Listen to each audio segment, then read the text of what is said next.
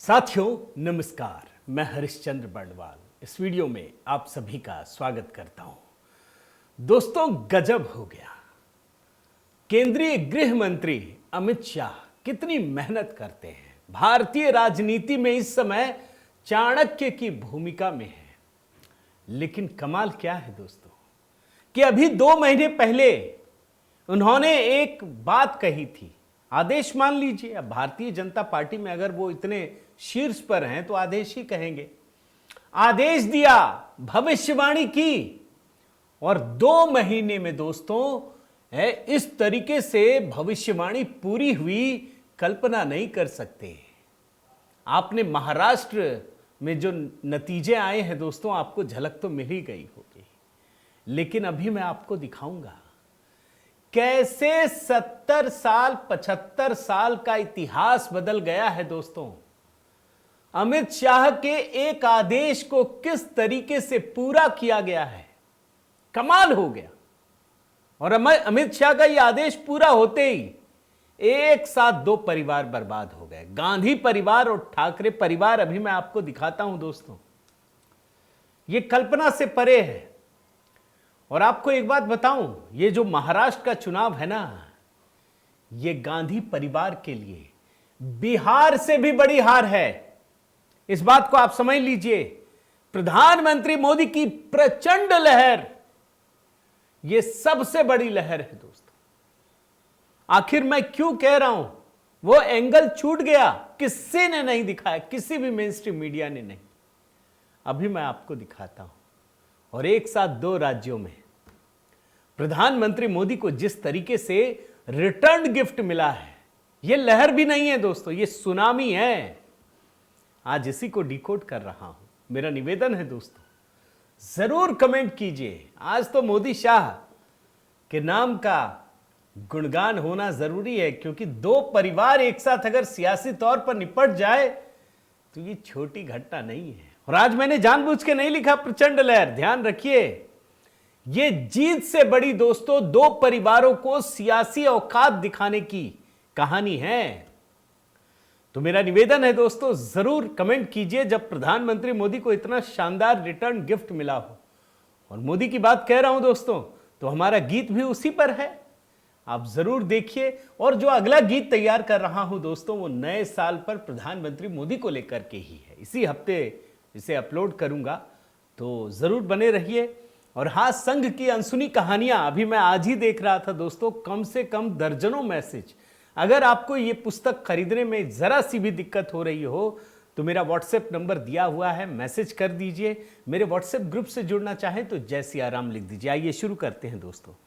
पहले तो मैं अमित शाह का वो भविष्यवाणी, वो आदेश कुछ भी समझे, ये दोस्तों 27 अक्टूबर का है। हम जानते हैं वहां पर भारतीय जनता पार्टी का मुंबई में राज्य मुख्यालय बन रहा है। भूमि पूजन करके निर्माण कार्य की शुरुआत की थी। देख लीजिए, आपको मजा आ जाएगा। उसी समय कहा था, अच्छा भाजपा ने सिर्फ ठाकरे परिवार और ये नहीं, सबके लिए अमित शाह ने कह दिया, अब भाजपा बैसाखी पर नहीं खड़ी है, अपने बूते खड़ी है।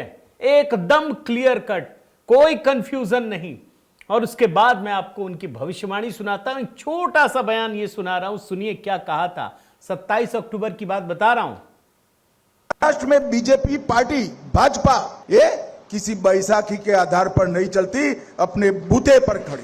भारत की राजनीति में जिस तरह से भारतीय जनता पार्टी का अस्तित्व और भारतीय जनता पार्टी के सिद्धांत एक अमिट स्थान रखते हैं, उसी तरह से अब महाराष्ट्र में भी भारतीय जनता पार्टी महाराष्ट्र के राजनीतिक क्षेत्र के एक मजबूत हस्ताक्षर है, इसमें कोई ना नहीं बोल। ये 27 अक्टूबर का बयान है, 2 महीने भी नहीं हुए, आज तो 22 तारीख है ना। अब इसके बाद उन्होंने एक बात कही देवेंद्र फडणवीस साहब को, पूरे महाराष्ट्र को, जो भाजपा के कार्यकर्ता हैं, अब डबल इंजन से चलेगा नहीं, ट्रिपल इंजन चाहिए। नाम लिया उन्होंने, तहसील पंचायत, जिला पंचायत, म्युनिसिपैलिटी, कॉरपोरेशन। ऐसा दमखम से लड़िए, मेहनत कीजिए, लोगों तक पहुंचिए कि विरोधियों का सुपड़ा साफ हो जाए। सुन लीजिए, आपको यकीन नहीं होगा दोस्तों, किसी ने नहीं दिखाया, मैं दिखाता हूं आपको।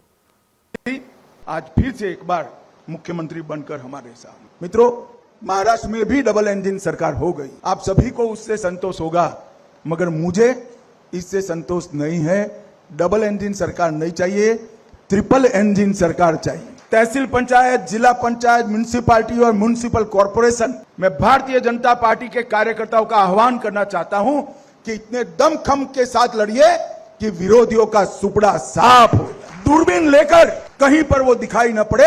इतने प्रचंड आवेग और परिश्रम के साथ इस चुनाव को हमने लड़ना भी है और जीतना भी।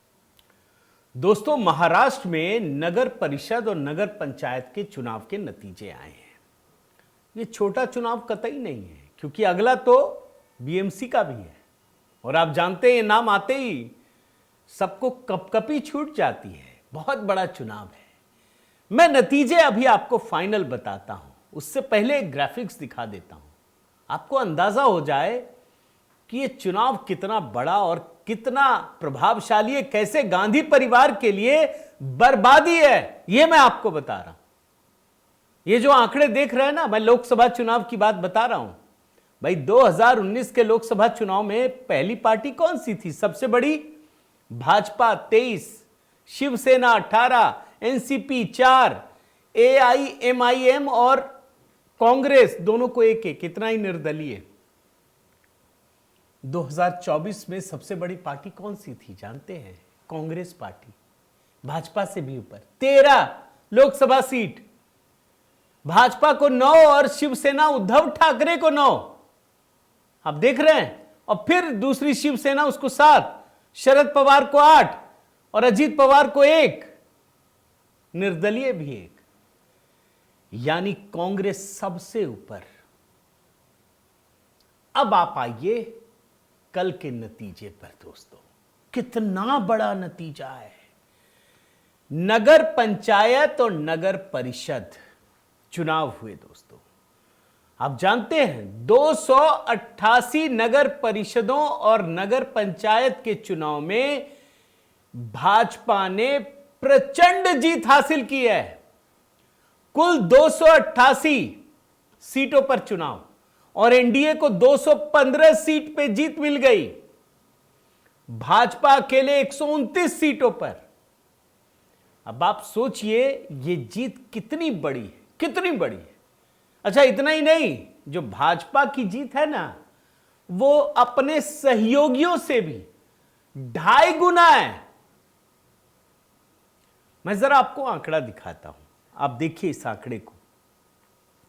दल, सीट, गठबंधन, सब कुछ इसमें लिखा है। यह नगर परिषद और नगर पंचायत का है। दोस्तों, 288, भारतीय जनता पार्टी 129, शिवसेना शिंदे 51, यानी 2.5 गुना से भी अधिक। एनसीपी अजीत पवार 35, कितना गुना हो गया, जोड़ लीजिए। और नीचे महाविकास अघाड़ी कांग्रेस सिर्फ 35, मतलब अजीत पवार की पार्टी के इतने बराबर। शिवसेना उद्धव ठाकरे 9 और एनसीपी शरद पवार 7।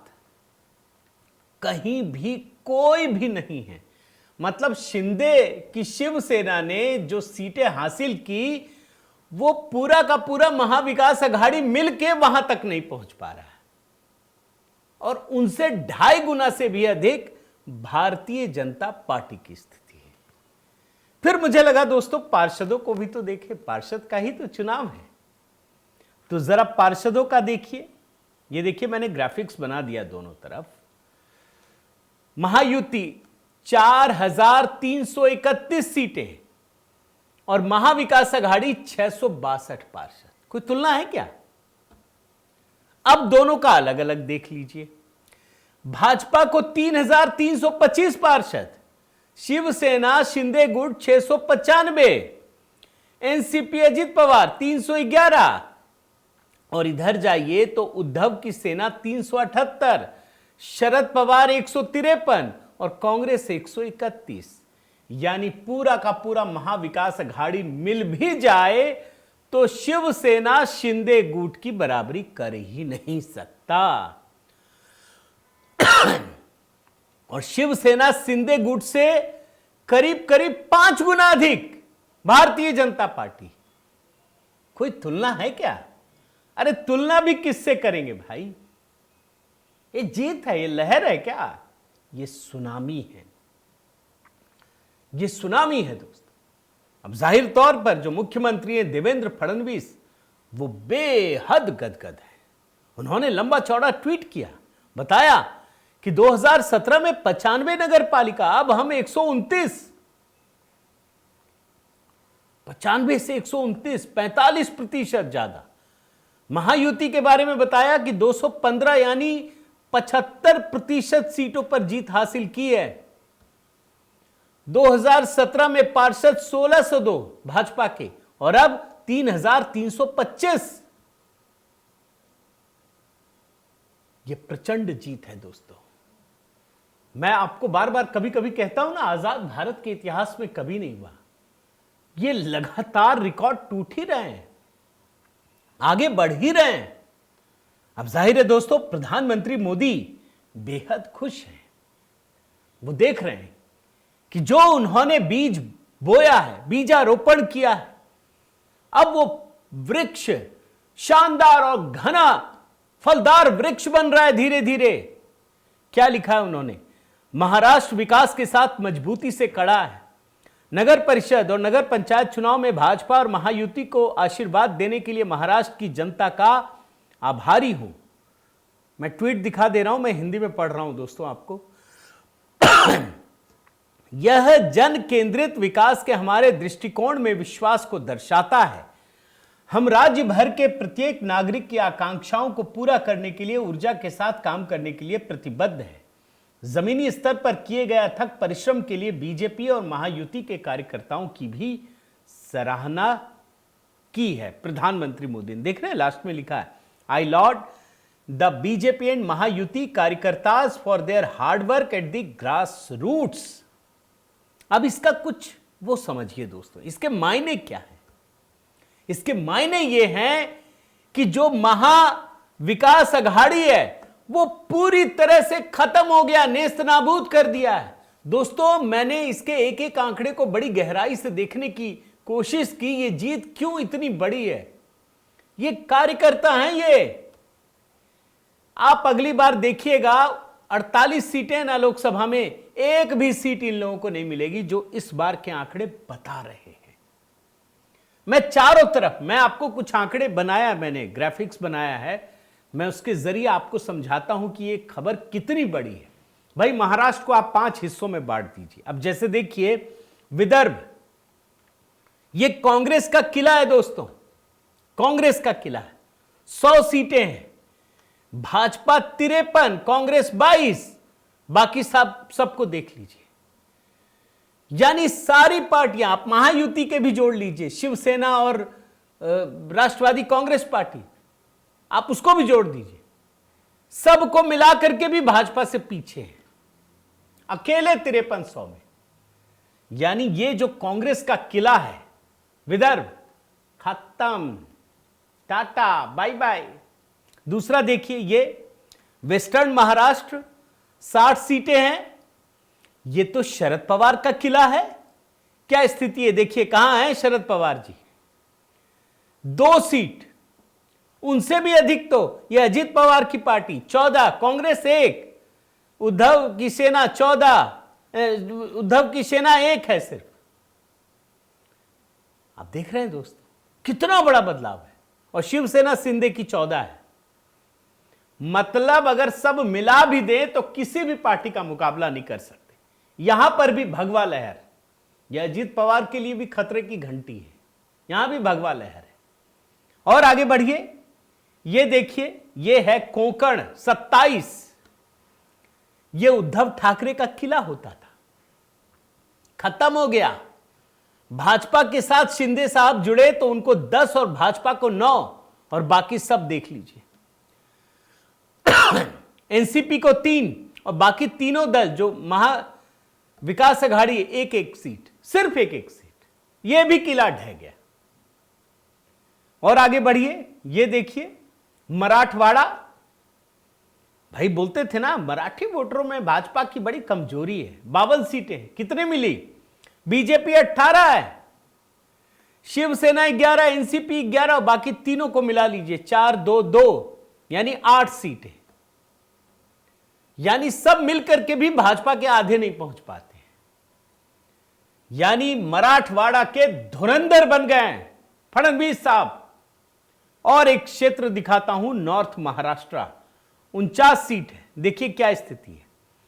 भाजपा 21, कांग्रेस 1, शिवसेना 14, एनसीपी 6, उद्धव 2 और शरद पवार की पार्टी 2, यानी 2, 2, 1, 5। एनसीपी से भी नीचे जिनको 6 आया है, और भाजपा तो 4 गुना से भी ऊपर है। यह कहानी बहुत बड़ी है दोस्तों। मैं थोड़ा और आपको कुछ डेप्थ में लेकर चलता हूं, तब आपको समझ में आएगा। यहां एक कंपटी नगर पालिका परिषद है दोस्तों, कंपटी। आप बोलेंगे मैं क्यों बता रहा हूं इसके बारे में। पहली बार जीवन में भाजपा का कमल खिला है। यह भाजपा के कैंडिडेट अजय अग्रवाल ने कांग्रेस के कैंडिडेट को 103 वोटों से हराया। आप बोलेंगे क्यों महत्वपूर्ण है? यह नितिन गडकरी और फडणवीस दोनों यहीं से चुनाव जीतते हैं। नागपुर ही है संसदीय क्षेत्र। लेकिन उससे भी बड़ी बात जानते क्या है?